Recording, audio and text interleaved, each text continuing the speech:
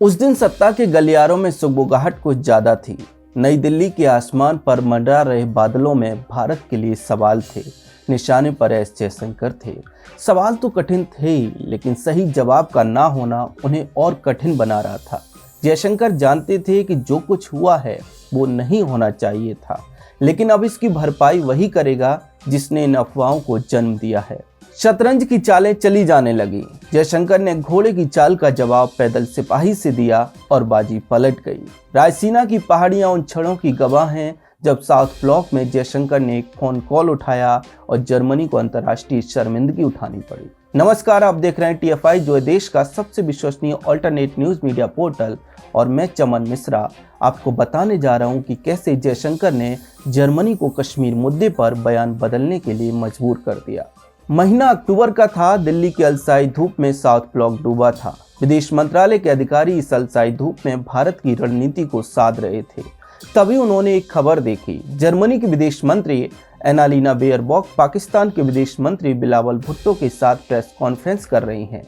यहाँ तक सब सही था, लेकिन जब इसी प्रेस कॉन्फ्रेंस में कश्मीर को लेकर सवाल पूछा गया और उसका जवाब जर्मनी के विदेश मंत्री ने जो दिया, उसे सुनकर साउथ ब्लॉक की अलसाई धूप भाग खड़ी हुई।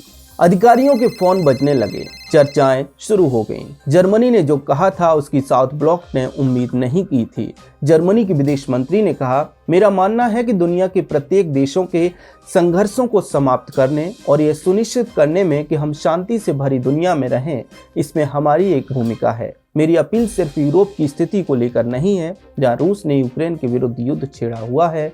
हमारी जिम्मेदारी है कि हम दूसरे क्षेत्रों को भी देखें जहां तनाव और युद्ध की स्थिति बनी हुई है। मैं कह सकती हूं कि कश्मीर की स्थिति के संबंध में जर्मनी की भूमिका और जिम्मेदारी है। हालांकि हम शांतिपूर्ण समाधान के लिए संयुक्त राष्ट्र की बातचीत का समर्थन करते हैं। कश्मीर जो कि भारत का अखंड हिस्सा है, कश्मीर जो कि भारत का मुकुट है, कश्मीर जो कि भारत का गर्व है, कश्मीर जिस पर भारत किसी देश को कुछ भी घटिया बयान देने की अनुमति नहीं देता, उस पर जर्मनी ने संयुक्त राष्ट्र की मध्यस्थता की बात कैसे कर दी। साउथ ब्लॉक में जो बेचैनी थी वही पूरे देश में थी, लेकिन जयशंकर शांत थे, धैर्य से मुस्कुराते हुए, मानो कुछ हुआ ही ना हो।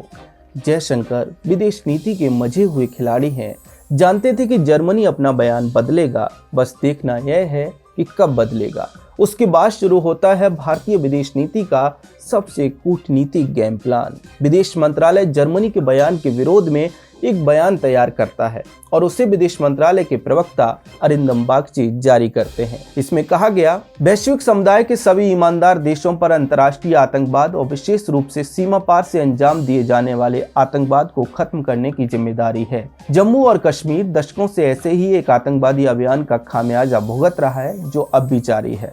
विदेश मंत्री एस जयशंकर स्वयं कोई बयान भी नहीं देते हैं। विदेश मंत्रालय के बयान के बाद बर्लिन में हड़कंप मच जाता है। हवाओं में भारत नाराज है की गूंज गूंजने लगती है। साउथ ब्लॉक में एक फोन की घंटी बजती है। बर्लिन ने नई दिल्ली को फोन किया है। बात क्या हुई किसी को नहीं पता। जयशंकर ने क्या कहा किसी को नहीं पता। जो पता है वो उतना ही जितना जयशंकर ने ट्वीट करके बताया। जर्मनी से फोन आया, उस पर हमने दोनों देशों के द्विपक्षीय संबंधों को लेकर बातचीत की। बस इसके बाद तूफान मानो थम गया। लोगों को लगा कि भारत ने कुछ नहीं किया, भारत शांत रह गया। भारत ने जर्मनी को बयान बदलने पर मजबूर नहीं किया। लेकिन फिर आता है दिसंबर। नई दिल्ली में ठंडी हवाएं चलना शुरू हो जाती हैं। सर्दियां दिल्ली को अपनी गिरफ्त में ले लेती हैं। तब जर्मनी की विदेश मंत्री एनालिना बेयरबॉक भारत दौरे पर आती हैं और यहाँ आकर जो बयान देती हैं वो उस फोन कॉल पर हुई बातचीत का ही आउटकम होता है। एक इंटरव्यू में एनालिना बेयरबॉक ने कहा, मुझे स्पष्ट करने दीजिए, कश्मीर के मुद्दे पर जर्मनी का विचार बदला नहीं है। हम यकीन करते हैं कि कश्मीर का जो विवाद है वो भारत और पाकिस्तान के बीच का द्विपक्षीय विवाद है। हम दोनों पक्षों से अपील करते हैं कि वो अपने मुद्दों को सुलझाने के लिए बातचीत की शुरुआत करें। पिछले वर्ष LOC पर जो सीजफायर को लेकर दोनों पक्षों के बीच समझौता हुआ, वो एक महत्वपूर्ण कदम था। इस बयान के मायने आप समझ गए होंगे, लेकिन फिर भी सरल शब्दों में बता दूं कि जर्मनी ने जो पहले बोला था उससे अब पलट गया है। जर्मनी के विदेश मंत्री ने अपना बयान बदल लिया है।